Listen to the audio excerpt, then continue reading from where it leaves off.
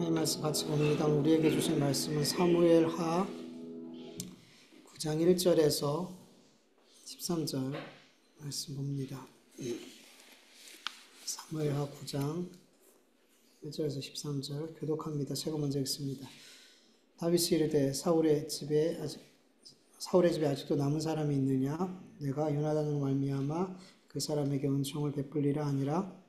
사울의 집에는 조용한 사람이 있으니 그 이름은 시바라. 그를 다윗의 앞으로 보내 왕은 그에게 이르되 내가 시바라 하니 이르되 당신의 손이다. 왕이 이르되 사울의 집에 아직도 남은 사람이 있느냐? 내가 그 사람에게 하나님의 은총을 베풀고자 하노라 하니 시바가 왕께 아뢰되 요나단의 아들 하나가 있는데 다리저는 자녀이다 하니라. 왕이 그에게 아뢰되 그가 어디 있느냐니 시바가 왕께 아뢰되 로드발 암미엘의 아들 마길의 집에 있나이다 하니라. 다윗 왕이 사람을 보내어 로드발 암미엘의 아들 마길의 집에서 그를 데려오니 사울의 손자 요나단의 아들 무비보셋이 다윗에게 나와 그 앞에 엎드려 절하니 다윗이 이르되 무비보셋이여 하니 그가 이르기를 웃어서 당신의 주인이다. 다윗이 그에게 이르되 무서워하지 말라. 내가 반드시 내 아버지 요나단으로 말미암아 내게 은총을 베풀리라. 내가 내 할아버지 사울의 모든 밭을 다 내게 도로 주겠고 또 너는 항상 내 상에서 떡을 먹을지니라 하니 그가 저와 이르되 이 종이 무엇이기에 왕께서 죽은 개 같은 나를 돌보시려니까 하니라. 왕이 사울의 시종 시바를 불러 그에게 이르되 사울과 그의 온 집에 속한 것은 내가 다 내 주인의 아들에게 주었노니 너와 네 아들과 내 종들은 그를 위하여 땅을 갈고 거둬 내 주인의 아들에게 양식을 주었게 하라. 그러나 내 주인의 아들 무비보셋은 항상 내 상에서 떡을 먹으리라 하니라. 시바는 아들이 15이며 종이 20명이라. 시바가 왕께 아뢰되 내 주 왕께서 모든 일을 종에게 명령하신 대로 종이 준행하겠나이다 하니라. 무비보셋은 왕자 중 하나처럼 왕의 상에서 먹으니라.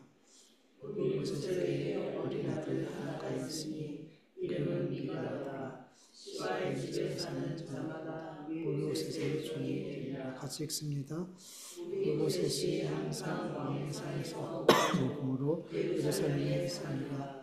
그는 두 발을 다 절되라. 아멘. 오늘 1절 말씀을 보면은 다윗이 이렇게 신하들에게 말을 하죠. 사울의 집에 아직도 남은 사람이 있느냐? 내가 요나단으로 말미암아 그 사람에게 은총을 베풀리라. 그러자 신하들은 사울의 종 시바를 찾아 다윗 앞으로 데리고 와요. 여기서 사울의 집의 종이란 단순히 사울 개인의 집에서 일을 하는 그런 종을 말하는 게 아니라 사울이 왕으로 있을 때 왕궁에서 사울을 가까이 섬기고 사울의 소유와 그리고 그의 모든 가족들까지 다 이렇게 챙겼던 종으로 이렇게 보는 게 맞을 것 같아요. 왜냐하면 본문 10절을 보면 시바에게 아들 15명이 있었고 종이 20명이 있었다 그래요. 아들이 15명이 있었으면 아들만 15명이면 분명히 아내가 한 명이었을까요? 여러 명이었을까요? 여러 명이었어요. 그리고 종이 20명. 그러니까 일반적인 종이 그렇게 여러 명의 아들과 20명이 되는 종을 부릴 수 있는 건 불가능하겠죠. 그래서 단순히 사울의 개인적으로 그 집에서 일하는 종이 아니라 사울 곁에서 사울의 어떤 소유나 가족을 관리했던 그런 대표적인 종이었던 것 같아요. 다윗은 시바에게 말해요. 3절 보면 세 번역을 보면 사울의 집안에 남아있는 사람이 없느냐? 있으면 내가 하나님의 은총을 그에게 베풀어 주고 싶다. 그러자 시바가 대답하죠. 요나단의 아들 하나가 있는데 다리 저는 자녀이다. 요나단의 아들이 하나 있었어요. 근데 전쟁 때 사울도 죽고 다 죽잖아요. 그래서 그때 이제 이 요나단의 아들 무비보셋을 맡고 있던 그 유모가 이제 5살 정도 됐을 때 이렇게 도망가다가 떨어뜨려 가지고 두 다리가 다 장애를 입어요. 그래서 이렇게 절뚝절뚝 양쪽 다 그런 그렇게 됐어요. 그런 아들이 있다라고 이제 다윗에게 알려주고 그가 지금 어디 있는지도 알려줬어요. 네, 여러분 다윗은 왜 갑자기 요나단의 후손에게 은총을 베풀려고 한 걸까요? 사무엘상 20장을 보면 다윗과 요나단이 서로 이렇게 언약하는 내용이 맹세하는 내용이 이렇게 나와요. 사무엘상 20장 14절 15절 보면 요나단이 이제 다윗에게 말해요. 너는 내가 사는 날 동안에 여호와의 인자하심을 여기 인자하심은 헤세드예요. 앞에서 여호와의 은총을 내가 베풀겠다라고 말하잖아요. 이 은총도 헤세드예요. 그러니까 요나단이 다윗에게 너가 하나님의 은총을 내게서 끊어버리지 말아라. 그리고 더 나아가서 우리의 집, 내 집에서도 영원히 끊지 말아라. 이렇게 말씀을 보면 읽어볼게요. 너는 내가 사는 날 동안 여호와의 헤세드를 은총을 인자하심을 내게 베풀어 나를 죽지 않게 할 뿐만 아니라 여호와께서 너 다윗의 대적들 지면에서 다 끊어버리실 때에도 너는 내 인자함을 내 집에서 영원히 끊어버리지 말라 하고 이렇게 맹세를 해요. 맹세하고 약속하게 한단 말이죠. 요나단은 믿음의 사람이었어요. 하나님께서 다윗에게 기름 부었다는 것을 알고 앞으로 내가 사울 왕을 이어서 왕이 되는 게 아니라 누가? 다윗이 왕이 될 거라고 믿었어요. 왜? 하나님이 기름 부어 주셨으니까. 눈으로 볼 때는 당연히 장자니까 요나단이 왕위를 계승해야 되는데 누가 봐도 그렇게 생각했을 텐데 요나단 그렇게 생각했을까요? 아니에요. 믿음으로 보는 사람들은 말씀을 믿는 사람들은 다르게 봐요. 다르게 보기 때문에 다른 결정들을 할 수 있고 다르게 말할 수가 있는 거죠. 요나단은 자기가 왕이 될 거라고 생각하지 않았어요. 네가 왕이 되고 너 다음이 나야 이렇게 생각했던 사람이에요. 그래서 요나단은 다윗이 왕이 될 것을 전제하고 하나님의 인자하심을 내 집에서 영원히 끊어지지 않게 해달라고 이렇게 다윗에게 맹세를 시키고 약속을 하죠. 다윗은 맹세를 하죠. 다윗과 요나단이 서로 언약할 이 시기는 다윗이 사울을 피해서 처음 도피 생활을 시작할 때쯤이란 말이죠. 시작할 때예요. 그러니까 엄청 오래된 일이에요. 이 언약은, 이 맹세는. 근데 다윗은 이 요나단과 한 이 맹세를, 약속을 잊지 않고 계속 기억하고 있다가 그 약속을 지금 지키려고 하고 있더라는 거죠. 여기서 중요한 말씀은 3절에 보면 다윗이 사울의 종 시바에게 내가 그 사람에게 하나님의 은총을 베풀고자 하노라 이렇게 말해요. 다윗의 이 말은 내가 그 사람에게 은총을 베풀지만 이 은총을 베푸는 주체는 내가 아니라 누구라는 거예요? 하나님이라는 거죠. 하나님이 베푼다는 거예요. 즉 다윗이 개인적으로 요나단과 약속을 지키기 위해서 요나단의 후손에게 은총을 베푸는 것처럼 보이지만 사실은 하나님께서 다윗을 통해서 요나단의 후손에게 하나님의 은총을 베풀더라는 거예요. 왜냐하면 다윗과 요나단이 서로 맹세하고 언약할 때 누구 이름으로 하는 거예요, 보통? 이스라엘 백성들이 언약하고 맹세한 건 하나님의 이름으로 하는 거예요. 하나님의 이름으로 맹세하고 약속했다라는 건 그 맹세를 한 사람들이 주체인 것 같지만 사실은 그 맹세와 언약의 중심에는 항상 누가 계셔요? 하나님이 계셔요. 모든 언약과 맹세에는 하나님이 그 중심에 계신단 말이에요. 왜냐하면 그 약속과 맹세를 내가 했지만 그 맹세와 언약을 지키게 하시는 분이 누굴까요? 하나님이에요. 여러분 우리가 누군가 약속 많이 하잖아요. 크고 작은 약속 많이 하잖아요. 때로는 나 자신과도 약속을 하잖아요. 근데 우리가 자꾸 경험하는 건 내가 누군가와 크고 작은 약속들을 할 때 그 약속들이 지켜질 때가 많아요? 안 지켜질 때가 많아요? 신영이 좋으신 분들은 아, 나 신용 좋아. 난 잘 지켜. 이런 분도 있을 거고. 나 왜 이렇게 나랑 한 약속도 잘 못 지키겠고, 다른 사람과 한 약속도 이렇게 잘 못 지키나. 그리고 다른 사람과 약속할 때 다른 사람들이 얼마나 나와 한 약속들을 깨는 경우가 그렇게 당황스러운 경우가 되게 많잖아요.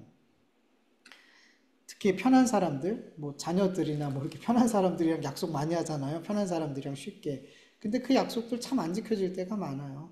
그러니까 크고 작은 많은 약속들을 하는데 우리가 경험하는 건 잘 안 지켜지는 경우가 참 많아요. 나와 한 약속도 작심삼일로 끝나는 경우가 참 많아요. 안 돼요, 잘. 어, 약속의 주체가 나인 것 같은데, 근데 내가 약속을 주관하고 주체하고 있다면, 주관하고 있다면, 잘할 것 같은데 안 되더라는 거죠. 난 분명히 약속했다는 건 그걸 하려는 거잖아요. 그걸 지키려고 하는 거잖아요. 약속과 맹세는. 내가 반드시 그걸 지키고 싶을 때 막 맹세도 하고 막 그러잖아요. 근데 안 돼요. 왜냐하면 약속의 주체가 나인 것 같지만 하나님이 그 약속의 주체고 그 약속의 중심에 하나님이 계시기 때문이에요. 하나님께서 그 약속을 지키게 해 주셔야 우리는 지킬 수 있는 거예요. 우리 그걸 믿어야 돼요. 네. 여러분 다윗이 요나단과 한 이 약속을 지킬 수 있게 한 거는 다윗 스스로가 뭔가 대단해가지고 그가 어떤 내가 이스라엘 왕이 돼서 이런 일을 해야겠다 이거 아니었거든요. 하나님이 만들어 주신 거거든요. 그리고 태평성대 모든 것을 다 원수들을 이기고 평안하게 만드시고 모든 것을 하나님께서 그렇게 만들어 주셨잖아요. 그러니까 하나님이 그렇게 약속을 지킬 수 있는 모든 것을 만들어 주셨단 말이에요. 그래서 그 약속을 지킬 수 있게 됐더라는 거죠. 하나님 때문에. 하나님 때문에. 그래서 여러분, 다윗은 내가 베푸는 은총이야 라고 말하지 않고 하나님의 은총, 하나님이 베푸시는 은총이라고 말하는 거예요. 똑같이 얘기해요. 요나단이 여호와의 은총을, 여호와의 인자하심을 내게 베풀고 내 후손들에게 베풀어 줘. 그랬을 때 다윗은 그 똑같이 얘기하는 거예요. 여호와의 은총을, 여호와의 인자하심을 내가 베풀겠다. 하나님과 한 언약의 중심에 하나님이 있고 그래서 그 약속은 내가 지키는 게 아니라 하나님이 지키게 해주신 거다. 이런 고백이 담겨져 있는 거예요. 여러분 약속을 정말 신중하게 해야 되는 건 맞아요. 그리고 약속을 하게 되면 저는 약속하고 기도하는 분들 별로 못 본 것 같아요. 하나님 제가 이런 약속들을 했는데 하나님 제가 이 약속들을 지킬 수 있도록 도와주세요. 이런 기도 좀 해보셨나요? 하나님 제가 누군가 약속했는데 이 약속을 정말 꼭 지킬 수 있도록 도와주세요. 은혜 주세요. 여러분 기도하길 간절히 원해요. 내가 주체가 아니에요. 약속을 해도 이 약속을 지킬 수 있는 힘이 우리에게 없어요. 하나님이 그 약속을 지킬 수 있게 해 주셔야 우리는 약속을 지킬 수 있단 말이에요. 그러니까 여러분 약속을 했어요. 그러면 그 사람과 나를 위해서 하나님 이 약속이 잘 지켜질 수 있도록 도와주세요. 그리고 그 약속이 지켜졌다면 이 약속을 지키게 하신 하나님께 하나님 감사합니다. 약속 지킬 수 있게 해주셔서 감사합니다. 그러니까 자꾸만 우리가 하나님을 믿으면 믿을수록 내가 주체되는 삶에서 하나님이 주체가 되는 삶으로 자꾸만 넘어가요. 약속도 내가 했으니까 기도하지 않아요. 내가 한 약속이니까. 근데 그 약속을 이루시는 분이 하나님이고 약속의 주체가 하나님이라고 우리가 믿을 땐 하나님께 기도할 수밖에 없는 거죠. 그러니까 우리가 자꾸 신앙이 깊어지고 성숙해 간다는 건 내가 자꾸 내가 할 거야. 내 계획이야. 내 힘이야. 이게 자꾸만 내려놔지고 하나님이 하세요. 하나님의 능력이에요. 하나님의 도우심이에요. 하나님의 은혜예요. 하나님 도와주세요. 하나님 없으면 안 돼요. 이렇게 갈 수밖에 없는 거예요. 우리가 신앙이 성숙해 간다는 건. 네. 이 말씀을 통해서 또 한 가지 생각해 볼 것은 다윗이 이렇게 요나단과의 언약을 기억하고 그 후손에게 은총을 베풀려 했던 그 시기가 언제라는 거죠. 여러분 오늘 본문 말씀은 9장이잖아요. 근데 우리가 지난주에 말씀 7장 말씀 나눴잖아요. 근데 그 사이 9장은 이제 다윗이 전쟁을 해서 이기는 장면은 사실은 사무엘하 7장 뒤에 나와야 되는 거라 그랬잖아요. 예, 그리고 나서 사무엘 7장 언약 하나님께 이제 성전을 짓고 싶어하는 이 내용이 나오고 그 내용이 끝나고 나서 오늘 본문이 이제 이어지는 거란 말이죠. 그러니까 다윗이 지난주 말씀처럼 하나님께서 나를 여기까지 인도하심에 감사하고 자기의 집을 세우시고 영원한 것에 대해서 약속하신 그 앞으로 이루실 그 하나님의 약속에 기억하면서 또 감사하고 감격하잖아요. 그런 일이 있은 이후에 오늘 본문이 이어지는 거라는 거죠. 그러니까 하나님 앞에 되게 감사하고 감격한 그 사건이 있은 이후에 그 다음에 요나단의 후손을 찾아서 그에게 은총을 베풀려고 하나님의 은총을 베풀려고 했더라는 거죠. 여러분 우리의 삶 가운데 하나님께서 주신 그 은총에 진심으로 감격하고 감사하고 있는지 우린 자주 확인해야 돼요. 우리가 진정으로 하나님께서 주신 그 은총, 그 은혜에 감사하고 감격하는 삶을 살고 있다면 우리의 삶에 어떤 삶이 나온다 그랬죠? 자꾸 흘려보내는 삶이 나오는 거예요. 감사가 나오고 우리 앞에 자꾸만 내게 받은 그 은혜를 다른 사람에게 흘려보내는 삶이 나오는 거예요. 지금 다윗이 그 하나님 앞에 받은 은혜에 감사하고 감격하면서 그걸 그냥 자기만 누리는 게 아니라 바로 요나단의 후손에게 그 은혜를 흘려보내려고 하고 있더라는 거죠. 여러분 하나님께서 나에게 주신 은혜와 그 복과 이런 것들이 정말 감사하고 그게 정말 하나님으로부터 왔음이 믿어진다면 그 사람은 물질이든 시간이든 재능이든 육적인 섬김이든 중보기도든 다른 누군가에게 그 은혜를 흘려보내는 삶을 살게 돼요. 그런 삶을 살게 돼요.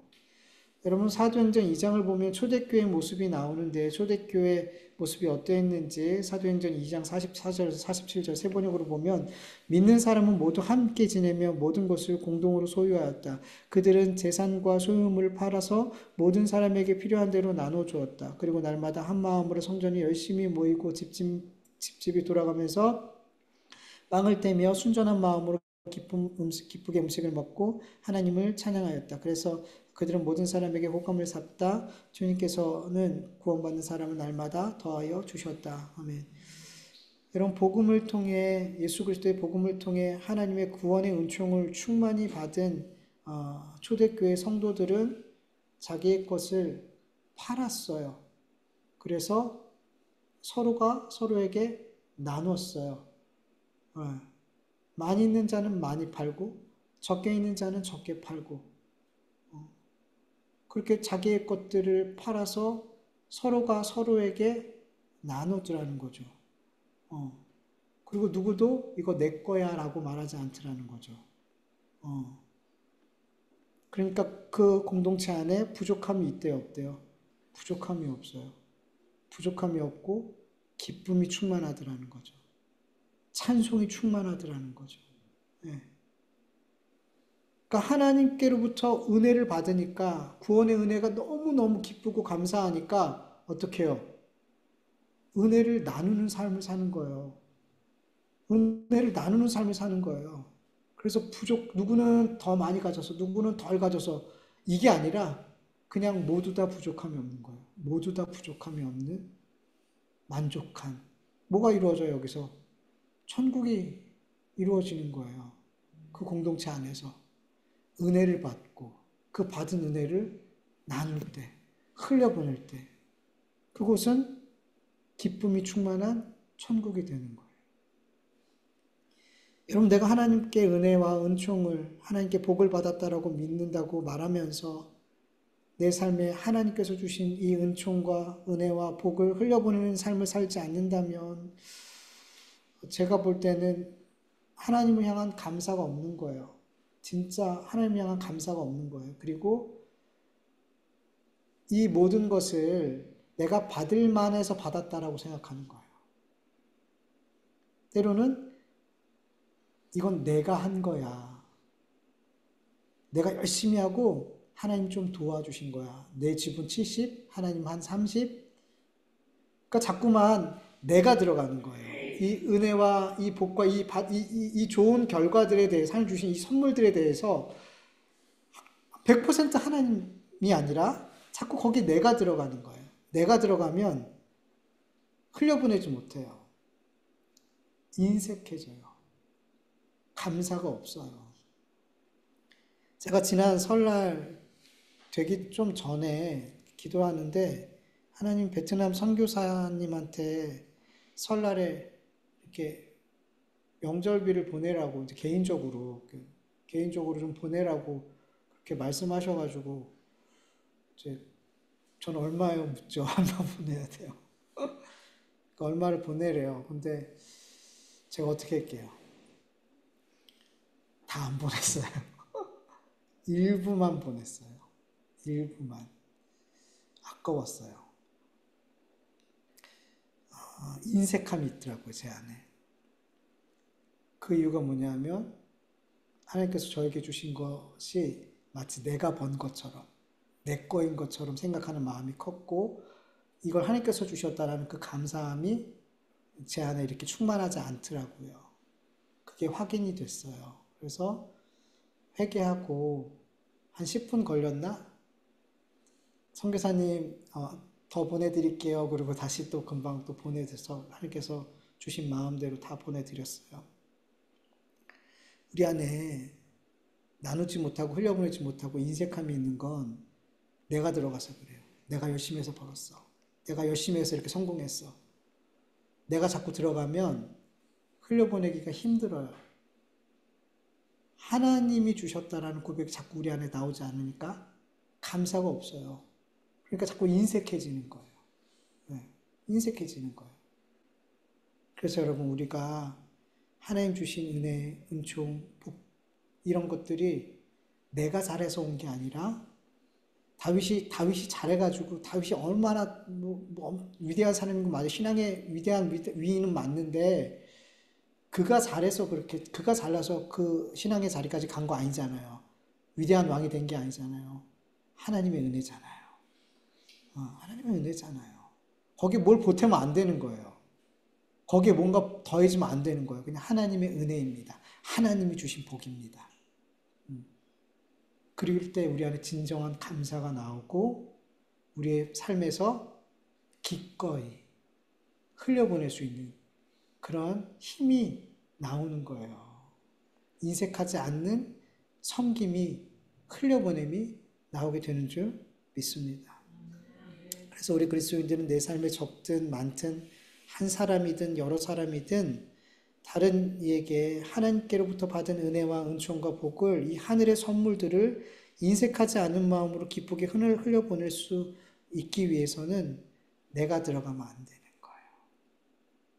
다 100% 하나님이 주신 은혜, 하나님이 주신 복, 내 거 아닌 하나님의 거. 이게 너무 중요한 거예요. 여러분, 저와 여러분의 삶에 하나님이 주신 은혜, 은총, 복을 늘 기억하고 감사하길 축원합니다. 내가 거기에 끼어들지 않기를 내가 잘해서 내가 열심히 이게 끼어들지 않고 하나님의 은혜야 100% 하나님이 주신 은혜야 복이야 라고 받아들일 수 있게 간절히 원합니다. 그리고 그 감사가 입술에만 머물지 않고 흘려 보냄으로 말미암아 내가 정말 하나님 앞에 이 모든 것을 감사하고 있다는 것을 드러낼 수 있기를 간절히 축원합니다. 그럴 때 그렇게 흘려보냄 가운데 그곳에 하나님이 주신 기쁨과 천국에서 누릴 수 있는 그 감사와 평강이 임하게 될 줄 믿습니다. 그렇게 시바로 인해 요나단의 아들 무비보셋의 존재를 다윗이 알게 되었고 다윗은 그를 왕궁으로 불러요. 무비보셋이 다윗이 자기를 부른다고 왕궁으로 부른다고 했을 때 어땠을까요? 기뻤을까요? 두려웠어요. 그래서 7절 보면 다윗이 무비보셋한테 무서워하지 마 그렇게 말하거든요. 보이는 거예요. 자기 앞에 섰을 때 그 무비보셋이 얼마나 두려워 떨고 있는지 보이는 거예요. 그래서 다윗이 첫 마디가 두려워하지 마 무비보셋이요.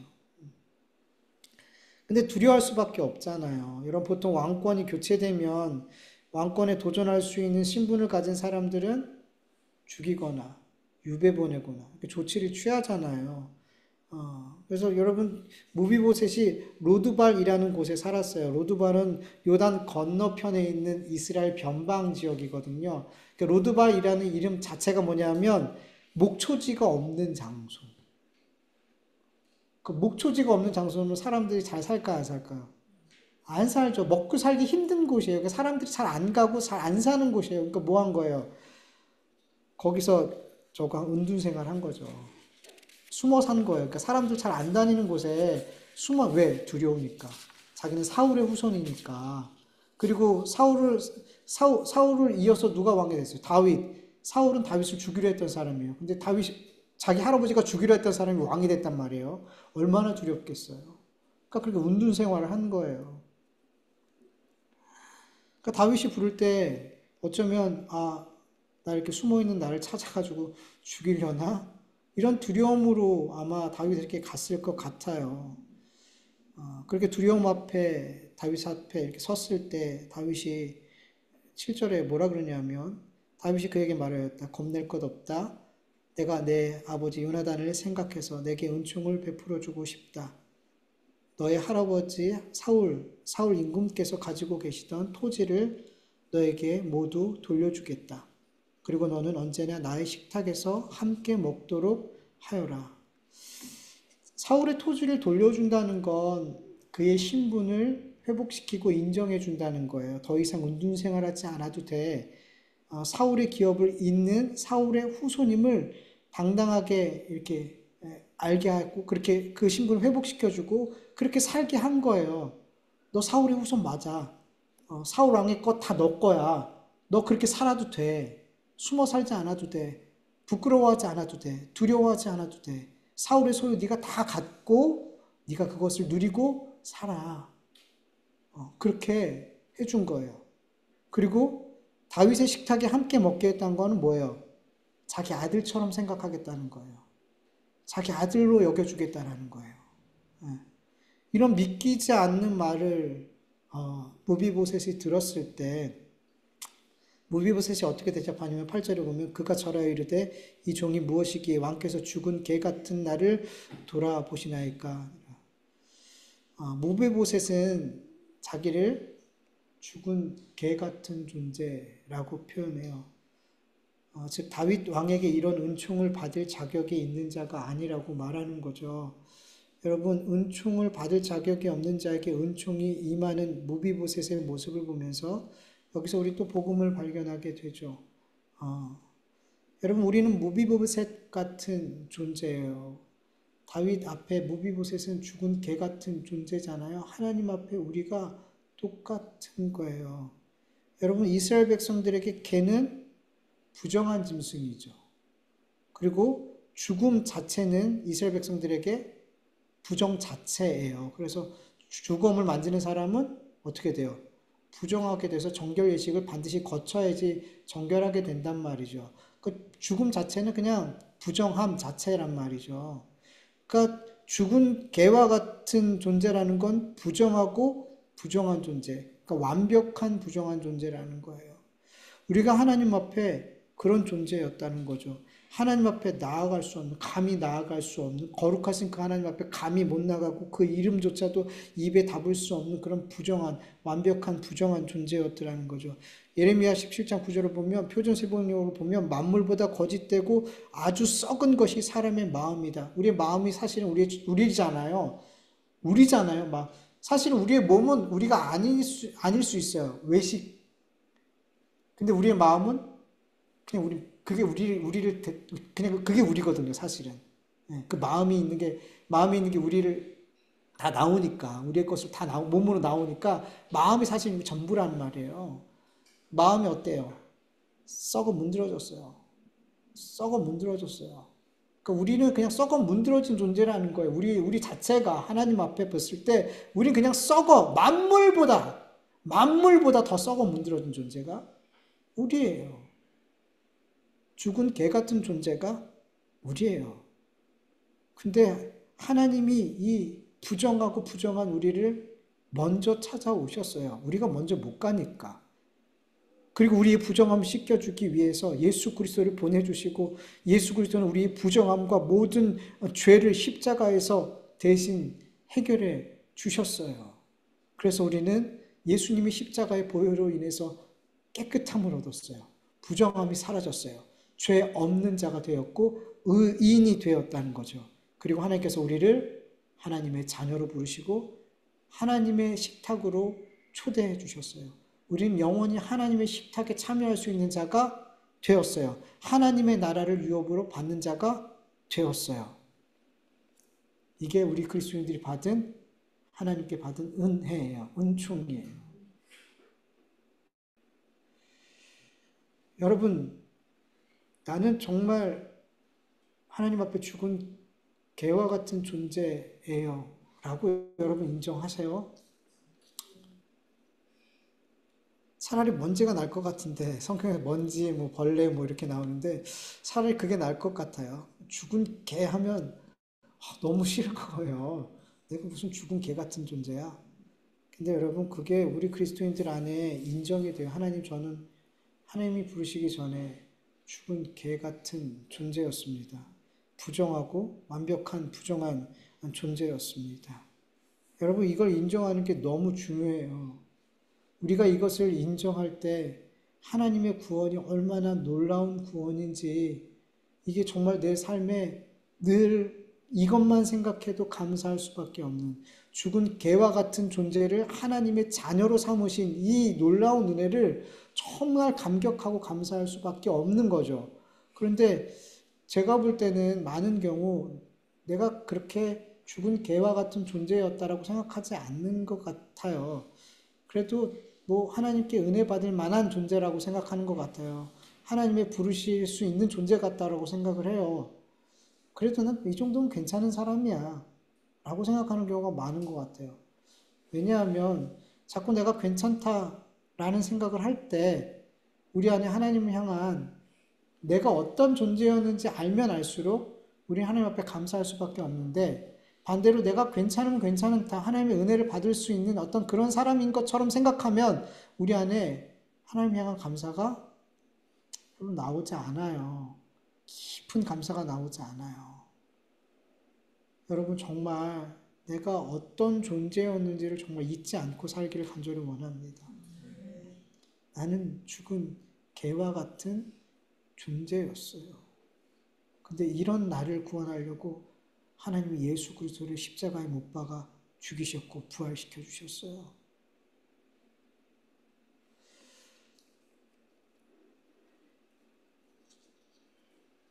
감사한가요? 저도 이 말씀을 준비하고 늘 이런 복음을 같이 나누지만 이 말씀을 먼저 준비할 때마다 이게 정말 제 안에 너무 감격스럽고 너무 감사하고 그 감격이 주체할 수 없을 만큼 저를 사로잡고 이랬으면 참 좋겠는데 잘 그렇게 안 돼요. 그냥 머리로 알아지는 건가? 나도 사실 말씀을 전하고 있지만 나도 머리로만 알고 살아가고 있는 거 아닌가라고 생각이 들 정도로 내 안에 깊은 감사가 나오지 않는 것을 볼 때마다 마음이 되게 속상해요. 근데 그게 그렇게 생각한다고 그 순간 되어지는 게 아니더라고요. 계속 날마다 내 삶에서 그게 고백되어지고 내 삶에서 그게 정말 감사로 계속 우리 안에 그렇게 있어야지, 그냥 어느 순간 그래 예수님이 날 위해서 십자가에 죽으셨네, 죽은 개 같은 날 위해서 십자가에 죽으셨네, 감사해야지, 안 되더라는 거죠. 안 되더라는 거죠. 내 삶에서 내가 어떤 존재였는데 하나님 나를 이렇게 하나님 자녀로 만드셨구나. 이게 내 일상에서 감사가 되어줘야 될 줄 믿습니다. 그래야지 우리 안에 이것이 정말 깊은 감사와 감격으로 하나님 앞에 고백되어질 줄 믿습니다. 여러분, 이게 근원적인 감사예요. 우리의 삶에 나타나야 될 근원적인 감사. 여러분, 이 감사가 우리 안에서 정말 감격스럽게 하나님 앞에 깊은 감사로 드려지지 못한다면, 여러분, 우리가 우리의 삶에서 하나님께서 뭔가를 주셨을 때 감사하고 뭔가 주시지 않았을 때 원망하고 계속 조건적인 감사밖에 할 수가 없어요. 금방 감사하다가도 뭔가를 주셨을 때는, 뭔가 복을 주셨을 때는 금방, 나에게 좋은 일이 있을 때는 하나님 앞에 금방 감사하다가도 조금만 어렵고 조금만 힘들고 조금만 내 생각대로 안 되면 그 감사가, 하나님 향한 그 감사하는 마음이 찾아볼 수가 없어요. 늘 그런 조건적인 감사밖에 못하는 거예요. 우리 안에 뭐가 없으면, 근원적인 감사가 없으면, 근원적인 감사가 우리 안에 계속 충만하면 하나님이 내 삶에 복된 일들을 주셨을 때도 감사하고, 내 삶에 고난과 어려움이 와도 감사하고. 너무 많은 그리스도인의 삶이 조건적인 감사에 머물러 있어요. 냄비처럼 훅 끓었다가 훅 식어버리고. 여러분, 우리 일상에서 이 근원적인 감사가 회복되길 간절히 원합니다. 내가 무비보셋이 입었던 그 은혜보다 비교할 수 없을 만큼의 큰 은혜를 내가 하나님, 왕 대신 하나님 앞에 받았어요.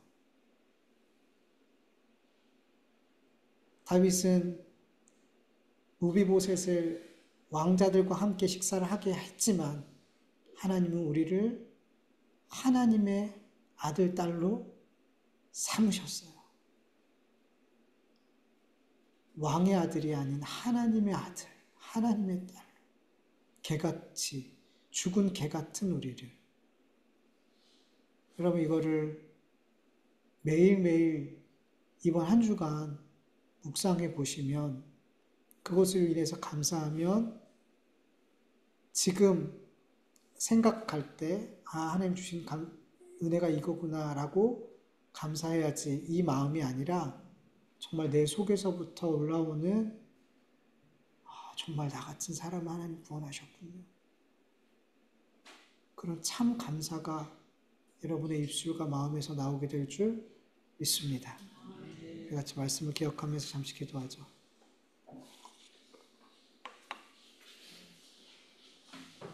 하나님 감사합니다.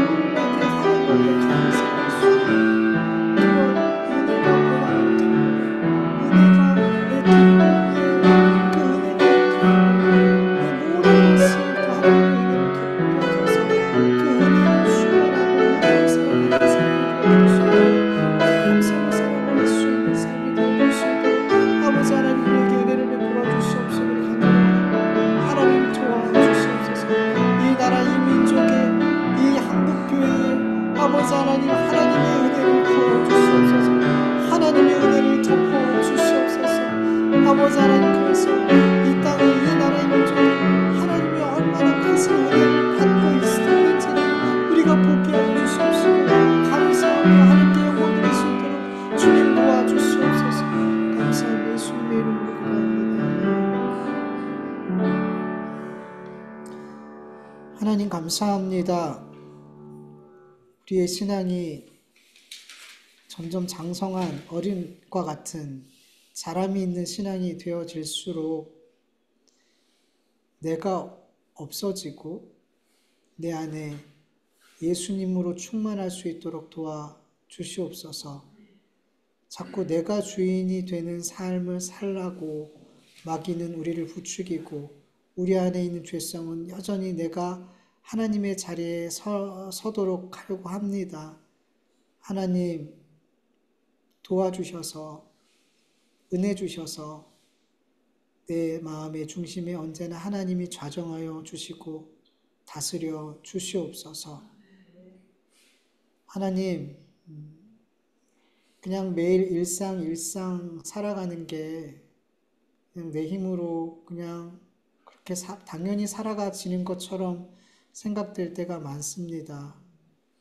그러나 하나님, 어느 한순간도 하나님의 은혜가 없는 순간이 우리에게는 없습니다. 나에게 죽은 개와 같은 나 같은 존재에게 하나님의 구원의 은혜를 베푸셨음이 얼마나 감격스러운 일인지, 그리고 영원한 생명과 하나님의 나라를 약속으로 주시고 그것을 반드시 이루어 주실 거라는 믿음을 우리에게 주셨는데, 이것이 우리에게 또 얼마나 큰 기쁨과 감사의 제목인지 모릅니다. 하나님, 우리 그리스도인들이 자꾸만 조건적인 감사 신앙생활을 하지 않게 하여 주시옵시고, 범사에 주님이 주신, 이미 넘치도록 주신 이 은혜를 늘 기억하며 감사하는 삶을 살게 하여 주시옵소서. 그래서 너무 기쁜 순간에도 하나님이 주신 은혜가 더 기뻐서 그 은혜의 다스림을 받게 하여 주시옵시고, 너무나 눈물나게 고통스러운 순간에도 하나님이 주신 은혜가 너무 눈물나게 감사해서 고통이 이끄는 삶이 아니라, 근심이 이끄는 삶이 아니라 그 은혜의 이끌림을 받는 삶이 되어질 수 있도록 은혜 베풀어 주시옵소서. 우리의 삶에 점점 더 주님께서 베푸신 은혜를 기억하고 감사하고 감격하는 삶으로 나아갈 수 있도록 은혜 베풀어 주시옵소서. 주님 앞에 귀한 예물 올려드렸습니다. 이 예물이 우리의 것이 아닌 하나님께서 주신 선물입니다. 많든 적든 우리에게 필요한 만큼 우리에게 허락해 주셨습니다. 많이 주신 자는 많이 나누라고 주신 거고, 적게 주신 자는 그 적음 가운데 하나님을 더욱 붙들며 하나님이 내 삶을 인도하심을 그렇게 인도하는 삶을 살게 하시기 위해 훈련시키기 위해 그렇게 또 적게 주셨음을 믿습니다. 적든 많든 다 우리를 위해서 주신 선물들입니다. 이것을 믿게 하여 주시옵시고, 이 물질에 매이지 않게 하여 주시옵시고, 이 물질을 많든 적든 하나님께 매이는 삶을 살 수 있는 우리 모두가 되게 하여 주시옵소서. 많아도 훈련이고 적어도 훈련입니다. 하나님, 물질은 우리를 하나님을 더욱 사랑하게 하는 훈련의 도구이고 사역의 도구이지 내 우상이 되지 않게 하여 주시옵소서. 주님 앞에 드려진 물질이 하나님의 나라와 하나님의 복음이 증거되는 귀한 곳에 잘 사용되어질 수 있도록 주님께서 늘 세세하게 간섭하여 주시옵소서. 주님께 드린 모든 손길들 위해 하나님 기쁨으로 받아주시옵시고, 여전히 지금까지 해오셨던 것처럼 가장 선한 것, 가장 좋은 것으로 그 가정과 일터와 그 삶 위에 부어 주시옵소서. 이제는 우리 주 예수 그리스도의 은혜와 하나님의 다하심이 없는 사랑하심과 성령님의 인도하심과 교통하심과 충만하심이 하나님께서 주신 모든 것, 내가 개입한 것이 아닌 100% 하나님의 은혜라고 고백하며 하나님이 주신 그 은혜에 감사하며 열심히 흘려보내는 삶을 살기를 간절히 원하는 하나님의 자녀들 머리 위에, 그 가정과 일터 위에 이제로부터 영원토록 함께할지어다.